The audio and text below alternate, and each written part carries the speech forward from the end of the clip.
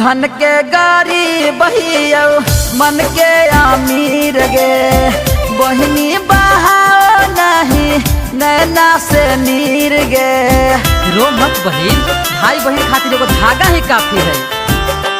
रक्षा बंधन के बाटे त्योहार हो मेरे राजा भैया चाहे दुलार हो।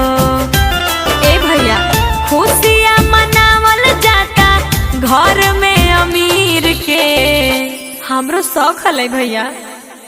एगो धागा बांध दही आजू कलाई में बहनी गे भैया गरीब के हे गे बहनी गे भैया गरीब के हे गे बहनी गे भैया गरीब